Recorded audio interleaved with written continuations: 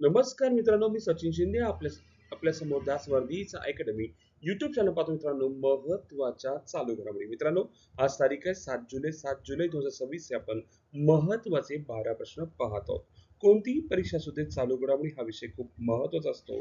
त्या अनुषंगाने मी सुरू करतोय महत्वाचे आजचे 12 प्रश्न. आपण जर नवीन असाल तर नक्की चॅनल सबस्क्राईब, लाईक आणि सर्वांना शेअर करा, जेणेकरून आपल्या मित्रांना आणि आपल्याला सुद्धा मदत होऊ शकेल. ठीक आहे, आपण सुरू करूया आजचे महत्वाचे 12 प्रश्न.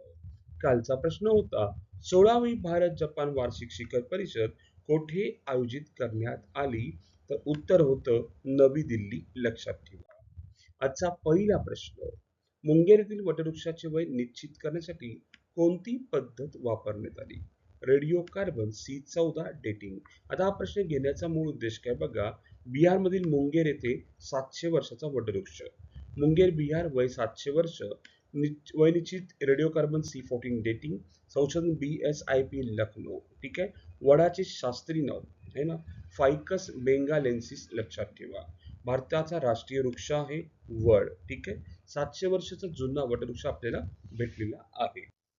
दुसरा प्रश्न, वन महोत्सव 1 ते 7 जुलै दरम्यान साजरा केला जातो. सध्या तो कितवा वन महोत्सव साजरा होत आहे?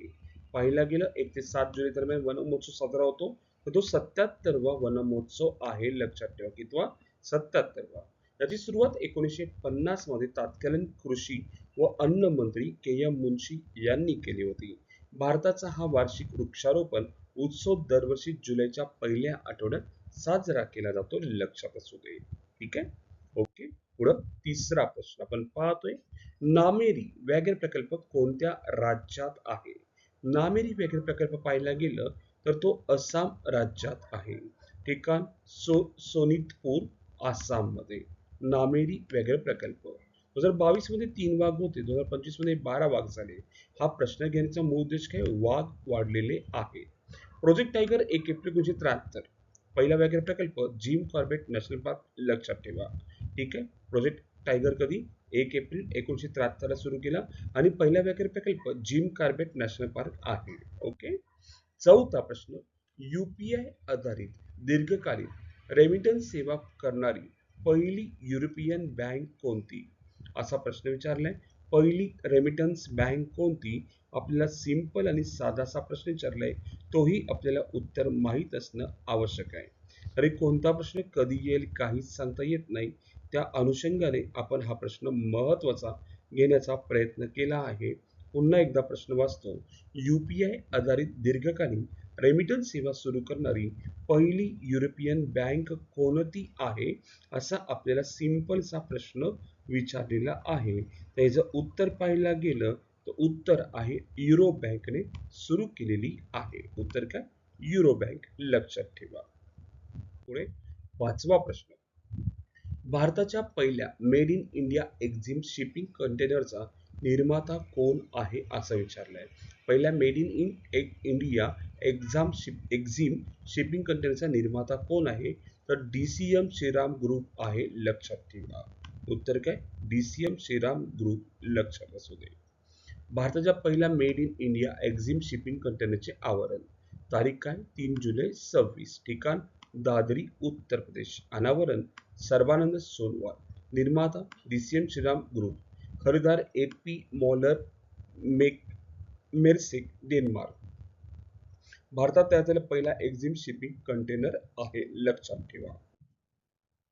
आपण पाहतोय सहावा प्रश्न, SDG इंडेक्स 2026 मध्ये भारताचा क्रमांक कितवा आहे? आपल्याला प्रश्न विचारलाय. SDG इंडेक्स 2026 मध्ये भारताचा क्रमांक आपण जर पाहिला गेला तर भारताचा क्रमांक 94 आहे. उत्तर काय? भारताचा क्रमांक 94 नंबर आहे. लक्षात असू दे. ओके. सातवा प्रश्न, ICC पुरुष T20 आंतरराष्ट्रीय फलंदाजाच्या ताज्या क्रमवारीत जागतिक क्रमांक अव्वल फलंदाज कोण बनला आहे? पाहिला गेलं 1 नंबरला ईशान किशन आहे. भारतीय. लक्षात ठेवा, खेळाडू आहे. ठीक आहे. फलंदाजामध्ये टॉप 3 पाहिला गेलं, ईशान किशन भारत, अभिषेक शर्मा भारत आणि साहिबजादा फरहान पाकिस्तान. पहिला आहे ईशान किशन, दुसरा आहे अभिषेक शर्मा आणि तिसरा कोण आहे? साहिबजादा फरहान पाकिस्तानचा आहे. पुढे 8वा प्रश्न आपण पाहतोय. राष्ट्रीय ई गव्हर्नन्स सुवर्ण पुरस्कार 2026 मध्ये प्रथम क्रमांक कोणत्या ग्रामपंचायतीला मिळाला? प्रश्न पुन्हा एकदा वाचतो.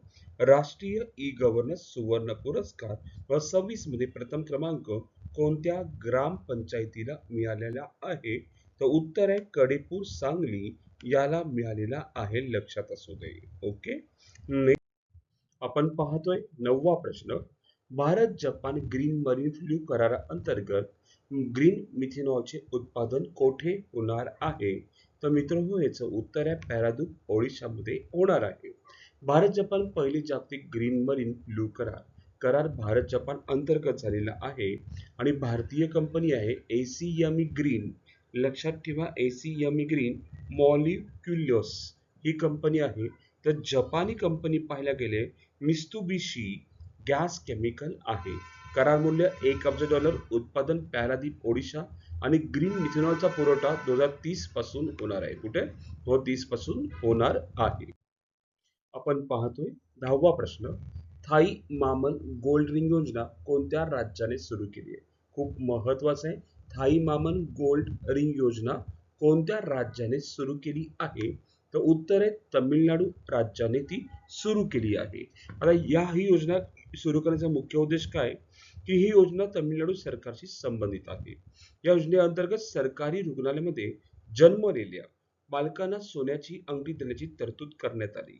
ठीक आहे. नवजात बालकांना सोन्याची अंगठी देण्याची तरतूद करण्यात आलेली आहे. नेक्स्ट 11वा प्रश्न. आमचे स्मारक आमचा गौरव. ठीक आहे. अभियानाअंतर्गत दिल्ली सरकारच्या पुरातत्व विभागाच्या अखत्यारीतील किती ऐतिहासिक स्मारके 5 वर्षासाठी दत्तक देण्यास मंजूर करण्यात आले आहे? तर टोटल 75 जे आहेत ऐतिहासिक स्मारक त्या 5 वर्षासाठी दत्तक घेण्यास मंजुरी देण्यात आलेली आहे. डिटेल पाहूया. अभियानाचे नाव आमचे स्मारक आमचा गौरव. मंजुरी दिल्ली मंत्रिमंडळाने दिली. उद्देश दिल्लीतील ऐतिहासिक स्मारकांचे जतन, संवर्धन, पर्यटन विकास करणे. एकूण स्मारके 75. दत्तक कालावधी 5 वर्ष. कोण दत्तक घेऊ शकतो? खाजगी कंपन्या, सार्वजनिक उपक्रम ट्रस्ट, स्वयंसेवी संस्था व इतर पात्र संस्था. स्मारकाचे मालकी हक्क दिल्ली सरकारकडे राहतील. केवळ देखभाल सुविधा विकसित करण्याची जबाबदारी दिली जाईल. दत्तक घेणाऱ्या संस्थांना मोन्युमेंट मित्रा म्हणून ओळखले जाईल. ठीक आहे. ओके. मोन्युमेंट मित्रा म्हणून ओळखले जाईल. सुविधा मुमेंट मित्रा म्हणून ओळखले जाईल. सॉरी मित्रांनो, मुमेंट मित्रा. सुविधा स्वच्छता, प्रकाश योजना, सुरक्षा, पर्यटक सुविधा, माहिती फलक इत्यादी विकसित केले जातील.